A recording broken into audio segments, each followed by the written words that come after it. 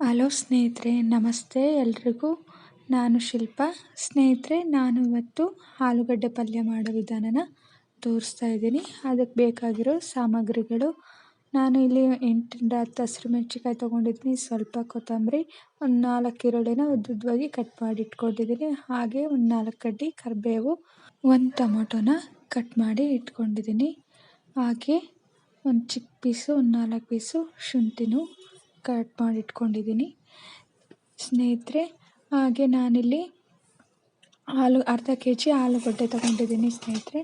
ಅದನ್ನು ಕುಕ್ಕರಲ್ಲಿ 2 ವಿಸಲ್ ಕೂಗಿಸಿದ್ದೀನಿ. ಸ್ವಲ್ಪ ಉಪ್ಪು ಹಾಕ್ಬಿಟ್ಟು ಕೂಗಿಸ್ರಿ. ಹಾಗೆ ಇದನ್ನು ಸಿಪ್ಪೆಲ್ಲ ತೆಗೆದ್ಬಿಟ್ಟು ಇದರಲ್ಲಿ ಸ್ಮ್ಯಾಶ್ ಮಾಡಿ ಇಟ್ಕೊಂಡಿದ್ದೀನಿ ಸ್ನೇಹಿತರೆ.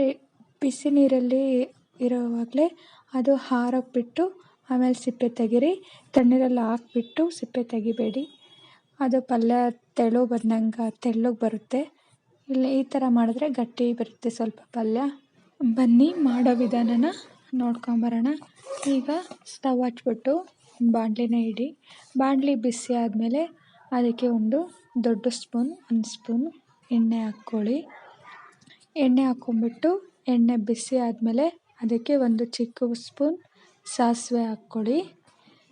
ಸಾಸಿವೆ ಹಾಕ್ಕೊಂಬಿಟ್ಟು ಸಾಸಿವೆ ಚಟಪಟ ಅಂತ ಸಿಡಿದ್ಮೇಲೆ ಅದಕ್ಕೆ ಒಂದು ಚಿಕ್ಕ ಸ್ಪೂನ್ ಕಡಲೆಬೇಳೆನೂ ಹಾಕ್ಕೊಳ್ಳಿ. ಕಡಲೆಬೇಳೆನೂ ಹಾಕ್ಕೊಂಡು ಮಿಕ್ಸ್ ಮಾಡಿಬಿಟ್ಟು ಸ್ವಲ್ಪ ಲೈಟ್ ಗೋಲ್ಡನ್ ಕಲರ್ ಬರೋವರೆಗೂ ಫ್ರೈ ಮಾಡಿ. ಆಮೇಲೆ ಅದಕ್ಕೆ ಶುಂಠಿನೂ ಹಾಕಿ ಫ್ರೈ ಮಾಡಿ. ಶುಂಠಿ ಹಾಕೋದ್ರಿಂದ ಪಲ್ಯ ಫ್ಲೇವರ್ ತುಂಬ ಚೆನ್ನಾಗಿರುತ್ತೆ.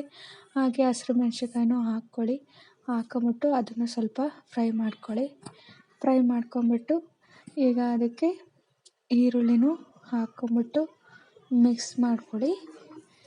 ಸ್ನೇಹಿತರೆ, ನನಗೆ ನಿಮ್ಮ ಸಪೋರ್ಟು ತುಂಬ ಮುಖ್ಯ. ಪ್ಲೀಸ್ ಸಪೋರ್ಟ್ ಮಾಡಿ. ಹಾಗೆ ನನ್ನ ಚಾನಲ್ನ ಸಬ್ಸ್ಕ್ರೈಬ್ ಮಾಡ್ಕೊಳ್ಳಿ.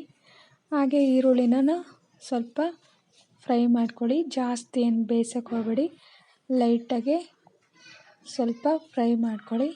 ಹಾಗೆ ಸ್ನೇಹಿತರೆ, ವಿಡಿಯೋನ ಪೂರ್ತಿ ನೋಡಿ, ಎಲ್ಲೂ ಕೂಡ ಸ್ಕಿಪ್ ಮಾಡಬೇಡಿ. ಈಗ ಸ್ವಲ್ಪ ಫ್ರೈ ಆಗಿದೆ ಈರುಳ್ಳಿ. ಈಗ ಇದಕ್ಕೆ ಕರಿಬೇವನ್ನೂ ಹಾಕ್ಕೊಳ್ಳಿ. ಕರಿಬೇವು ಹಾಕ್ಕೊಂಬಿಟ್ಟು ನೀಟಾಗಿ ಮಿಕ್ಸ್ ಮಾಡ್ಕೊಳ್ಳಿ.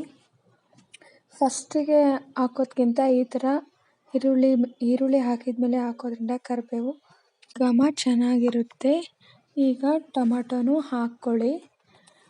ಟೊಮೊಟೊನೂ ಹಾಕ್ಕೊಂಡ್ಮೇಲೆ ಅದಕ್ಕೆ ಅರ್ಧ ಸ್ಪೂನ್ ಉಪ್ಪು ಹಾಕ್ಕೊಳ್ಳಿ. ಫಸ್ಟು ಆಲೂಗಡ್ಡೆಗೆ ಅರ್ಧ ಸ್ಪೂನ್ ಹಾಕಿದ್ವಿ ಅಲ್ವಾ, ಈಗ ಇದಕ್ಕೆ ಅರ್ಧ ಸ್ಪೂನ್ ಹಾಕ್ಕೊಳ್ಳಿ.